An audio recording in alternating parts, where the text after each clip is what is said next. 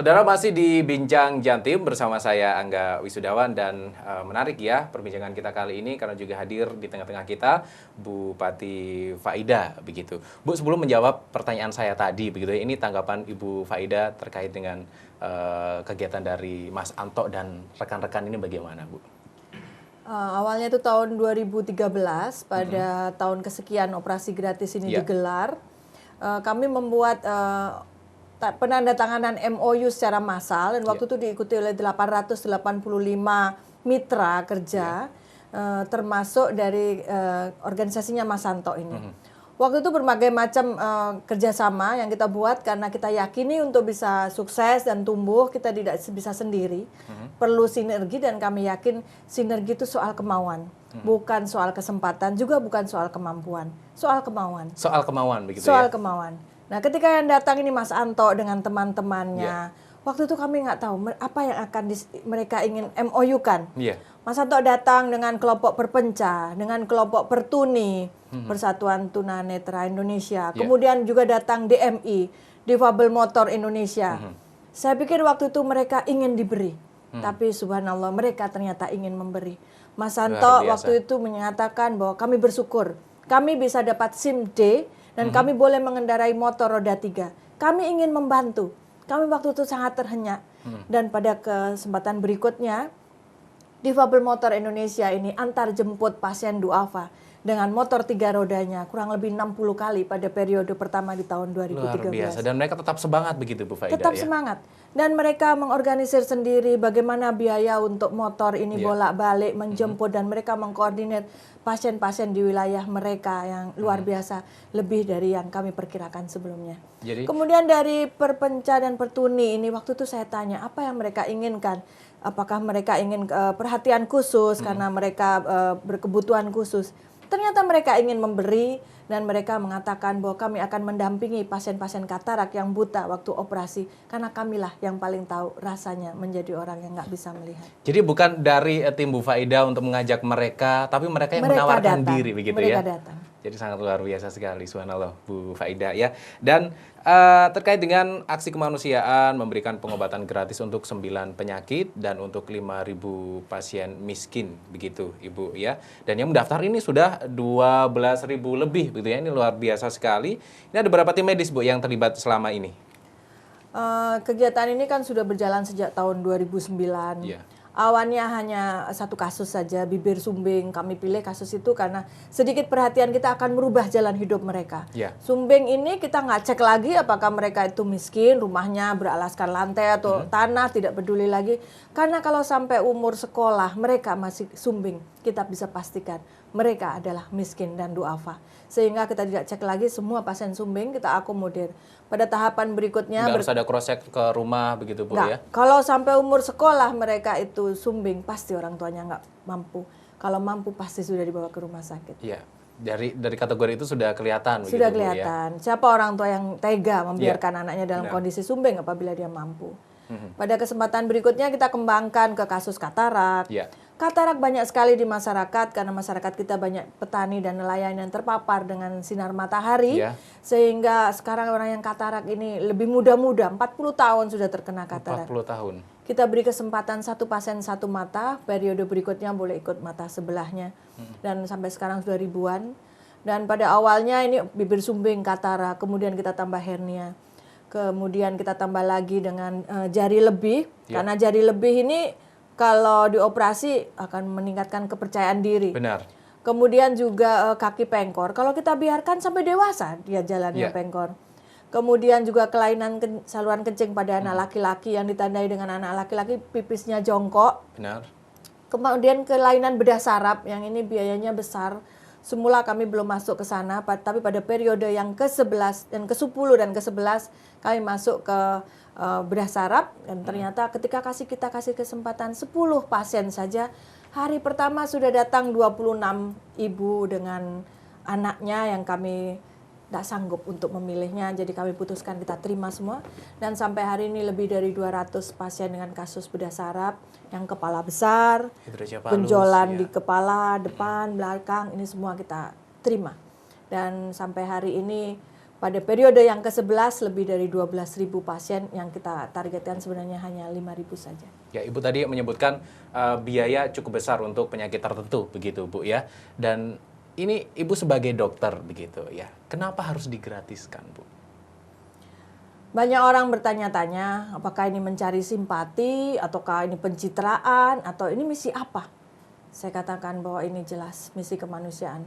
Kami tidak membatasi pasien-pasien ini harus dari Kabupaten Jember.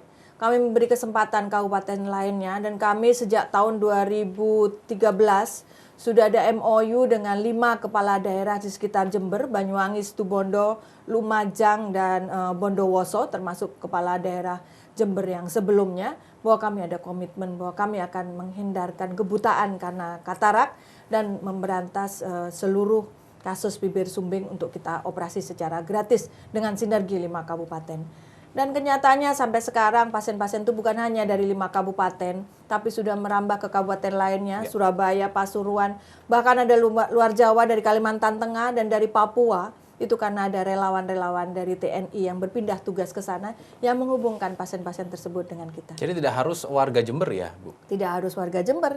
Sampai saat ini untuk periode ke-11 ini ada 800 lebih pasien dari Bondowoso, ada sekian ratus dari Situbondo, dan juga ada sekian puluh dari Kabupaten Banyuwangi. Dan secara bertahap ini akan kita selesaikan. Ya, jadi meskipun misalkan ada tanggapan pencitraan di luar sana, yang penting adalah misi kemanusiaan itu tadi, Bu ya? Ya, kalau misi kemanusiaan itu tanpa batas. Bahwa sebenarnya awalnya ini adalah wasiat dari almarhum ayah saya, Dr. Mustahar Umar Talib. Beliau adalah perintis dari Rumah Sakit Binasehat Jember dan Rumah Sakit Al-Huda Genteng Banyuwangi.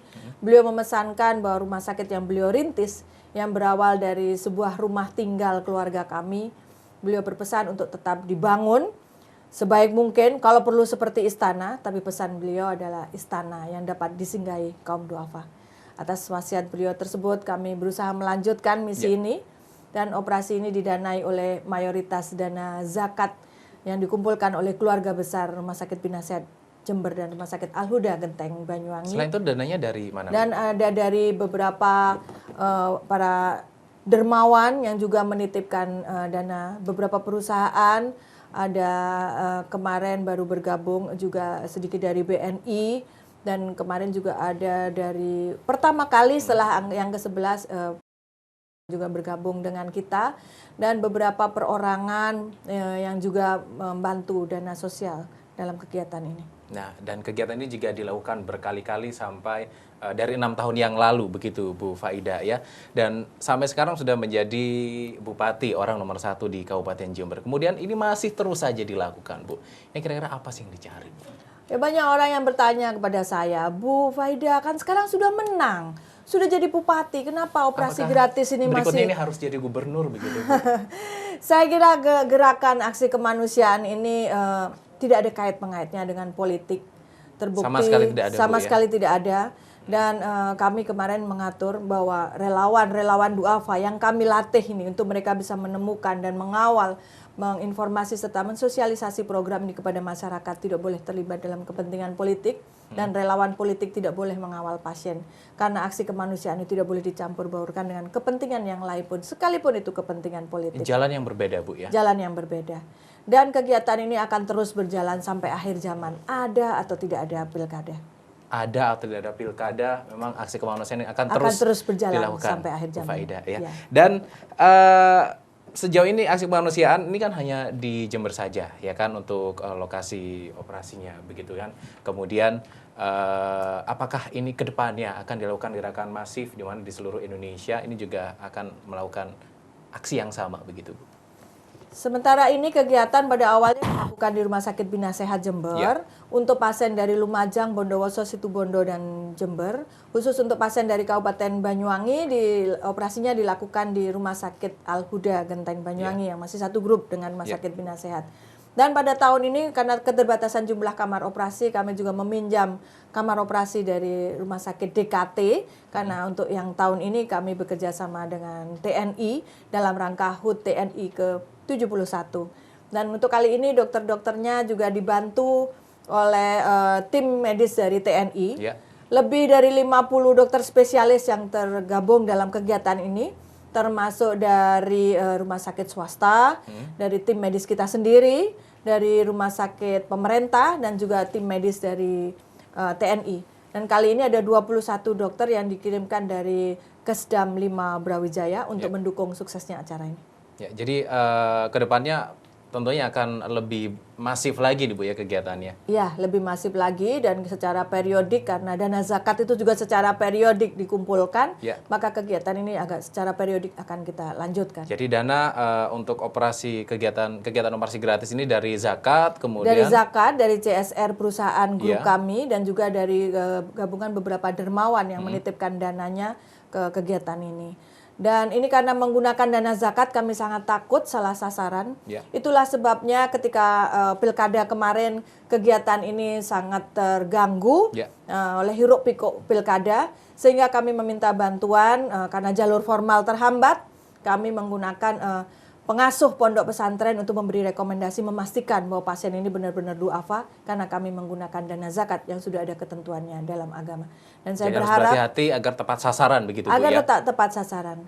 Dan kami berharap kegiatan ini mendapat dukungan lebih luas dan melibatkan lebih banyak masyarakat karena pasien ini meskipun gratis, mereka tidak akan serta-merta datang ke rumah sakit.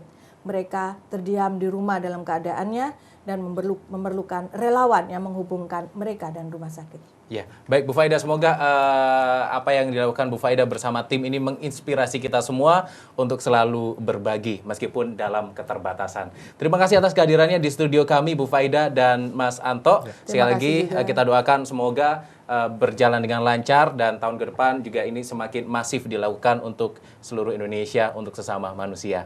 Begitu ya. Dan saudara, saya Angga Wisudawan mewakili tim redaksi Kompas TV Jember. Berterima kasih dan undur diri. Sampai jumpa.